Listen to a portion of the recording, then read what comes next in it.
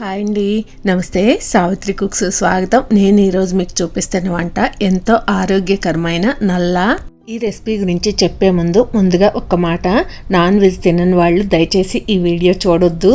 Non veg తినేవాళ్ళు కూడా అందరూ కూడా ఇష్టపడకపోవచ్చు, నాలాంటి వాళ్ళు ఉంటూనే ఉంటారు కదా ఎక్కడో ఒక చోట.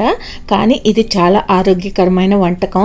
ఇది ఏటలను కోస్తారు కదా, మనం మటన్ తెచ్చుకుంటాము, అలాంటప్పుడు వాటిని కోసినప్పుడు వాటి బ్లడ్ తోటి దీన్ని చేస్తారు. ఇది నల్లా అంటారు. ఇది ఏదైనా ఆపరేషన్లు జరిగినప్పుడు, బలంగా లేనప్పుడు ఎక్కువగా పెడుతూ ఉంటారు. అంతేకాకుండా నాన్ వెజ్ ఇష్టంగా తినే వాళ్ళందరూ కూడా చాలా ఇష్టంగా తింటారు. ఇది రైస్లోకి తినొచ్చు, విడిగా గిన్నెలో పెట్టేసుకొని అయినా తినేయొచ్చు. నేను కూడా ఇలాంటివి తినను. ఈ రెసిపీని మా అమ్మతో చేయించాను. ఎలా చేస్తుందో చేసి చూపిస్తాను. మీరు కూడా చూసి కావాలంటే ఎప్పుడైనా తప్పకుండా ట్రై చేయండి. నీళ్ళు అయ్యి నీళ్ళు కాదు, రక్తం పట్టితే నీరు, అందులో నీరు వచ్చేసింది. ఇది అదేమో రక్తం. ఇది నల్ల చేస్తే నల్లగా నల్ల అంట. చిన్న చిన్న ముక్కలుగా చేసుకోవాలా? కట్ చేయాల్సిన పని లేదు, చాకుతోటి చేత్తోనే చేస్తారు. ఇంక ఇక్కడ చూసారు కదా, వాళ్ళ దగ్గరికి డబ్బా తీసుకెళ్ళిస్తే అందులో పోసిచ్చారు. ఇది ఇలా గడ్డగట్టిపోతుందంట. ఇలా ఇది చేత్తోనే చిన్న చిన్న ముక్కలుగా కట్ చేసుకోవచ్చు. మీరు కావాలంటే ఇంకా చిన్న ముక్కలుగా కట్ చేసుకోవచ్చు, పెద్ద ముక్కలుగా అయినా కట్ చేసుకోవచ్చు. ఇంక ఇక్కడ అమ్మ కట్ చేస్తుంది. మీరు దీనికి కావాలంటే చాకుతోటైనా చిన్న చిన్న ముక్కలుగా కట్ చేసుకోవచ్చు. ఇది 1 కేజీ వరకు ఉంటుంది. ఈ నల్లలో మీరు కావాలంటే ఇంకా లివరు లేదా కార్జం ముక్కలు ఇలాంటివి ఏవైనా ఉన్నా కూడా వేస్ట్ చేసేసుకోవచ్చు. నేనైతే ఇందులో వేయటానికి 1/4 కేజీ వరకు కార్జం ముక్కలు కూడా తెప్పించాను. ఇంకా మిగతా ముక్కలన్నీ కూడా ఇలాగే కట్ చేసేసుకోవాలి.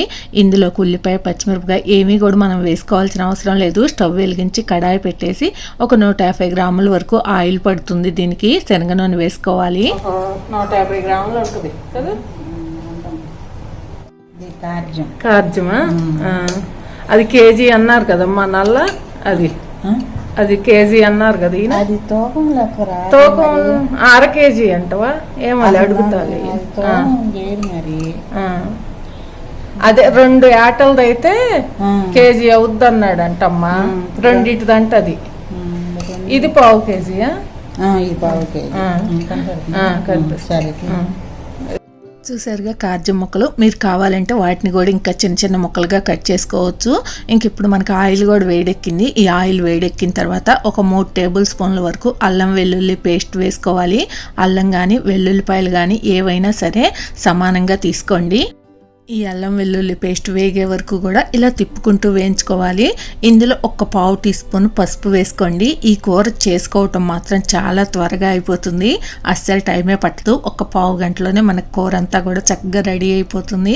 ఇంక ఇలా పసుపు కూడా వేసిన తర్వాత ఇలా 1-2 నిమిషాల పాటు వేయించుకున్న తర్వాత మనం రెడీగా ఉంచుకున్న కార్జం ముక్కలు అలాగే కట్ చేసుకున్న నల్ల కూడా వెంటనే వేసేసుకోవచ్చు. మనం ఇది ఇలా కడాయిలో వేసామో లేదో వెంటనే తిప్పుతూ ఉండగానే నల్లగా మారిపోతుంది. అందుకే దీన్ని నల్ల అంటారంట అమ్మ చెప్తుంది. ఇంక ఇప్పుడు ఇదంతా కూడా బాగా కలిసే వరకు అట్లకాడితో తిప్పుకుంటూనే ఉండాలి. ఈ కూర చేసినంత సేపు మాత్రం తిప్పుతూనే ఉండాలి. నల్లగా అయిపోయింది అప్పుడే.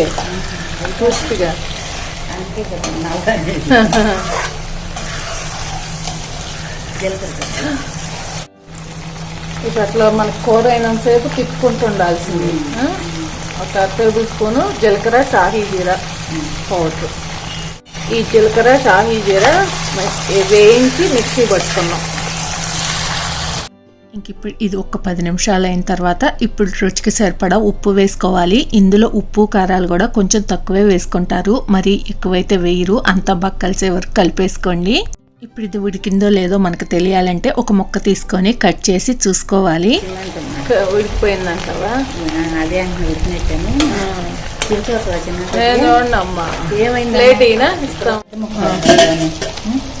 ఉడికిందా? కట్ అయిపోయిందిగా. ఇలా ముక్క కట్ అయితే మనకి ఇంక ఉడికిపోయినట్టే. నల్లగా అయిద్దని నల్ల అంటారా? తొందరగానే ఉడికిపోయింది. కానీ 1/4 గంట అయిందా మనం పెట్టి. అంతే. ఇప్పుడు ఇది తినే వాళ్ళకి ఇంకొంచెం రుచిగా కమ్మగా ఉండటం కోసం 2 టేబుల్ స్పూన్లు జీడిపప్పు పొడి వేస్తున్నాము. జీడిపప్పు ఏం వేయించలేదు, మీరు కావాలంటే వేసుకోండి, వద్దనుకుంటే వదిలేసుకోండి. ఇంకా అలాగే రుచికి సరిపడా కారం వేసుకోవాలి. చెప్పాను కదా, ఇందులో కారం కూడా పెద్దగా ఎక్కువగా వేసుకోరు, నాన్ వెజ్లోకి వేసుకున్నట్టు కొంచెం తక్కువే వేసుకుంటారు. మీరు ఘాటుగా కావాలి అంటే వేసుకోండి. ఇందులో ఏం వేసుకోమ్మా, దాల్చిన చెక్క, లవంగాలు, యాలక్కాయలు 1 టేబుల్ స్పూన్ వేసు, 1 టేబుల్ స్పూన్ ఈ లవంగాలు, దాల్చిన చెక్క, యాలక్కాయలు కొంచెం 1-2 నిమిషాల పాటు వేయించి పొడి చేసాం. ధనియాల పొడి 2 టేబుల్ స్పూన్లు ధనియాల పొడి, అచ్చం ధనియాలే వేయించేసి ఆ పొడిని మిక్సీ పట్టుకున్నాం. మీకు అర్థమైంది కదా, లవంగాలు, యాలక్కాయలు, దాల్చిన చెక్క ఈ 3 కూడా 1 టేబుల్ స్పూన్నర అయ్యేలాగా సమానంగా తీసుకొని 1-2 నిమిషాల పాటు స్టవ్ మీడియం ఫ్లేమ్లో పెట్టి వేయించేసుకొని మిక్సీ పట్టి పొడి చేసి వేసుకోండి. అలాగే ధనియాలు కూడా 2 టేబుల్ స్పూన్లు వేయించేసి మిక్సీ పట్టి వేసుకోండి. కూరలోకి కావాల్సినవన్నీ కూడా వేయటం అయిపోయింది. ఇంక ఇప్పుడు అంతా ఒకసారి బాగా కలిసే వరకు కలిపేసుకొని ఉప్పు కారం చూసుకొని ఏమైనా తక్కువైతే చూసి వేసుకోండి. ఇంక స్టవ్ ఆపేసుకొని కూర దించేసుకోవటమే.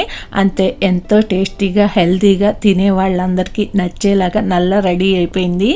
చాలామంది ఈ కూరని ఇష్టంగా తింటారు, కాకపోతే ఎలా చేస్తారో తెలియని వాళ్ళు కూడా ఉంటారు కదా, అందుకే ఈ రెసిపీ చూపించాను. ఇష్టంగా తినే వాళ్ళందరూ కూడా తప్పకుండా ఈ కూర చూసి ట్రై చేయండి. మీకు ఎలా వచ్చిందన్నది కమెంట్ చేయండి. అలాగే నాలాగే తినని వాళ్ళు ఎంతమంది ఉన్నారన్నది కూడా తప్పకుండా కమెంట్ చేయండి. మన ఇంట్లో 4 ఉంటే 4 రకాల టేస్టులతో ఉంటాము. మా ఇంట్లో వచ్చేసి నేను ఈ కూర తిన్ను, కానీ అయినా కానీ తినే వాళ్ళ కోసం చేసి పెడుతూనే ఉంటాం కదా ఏవైనా సరే.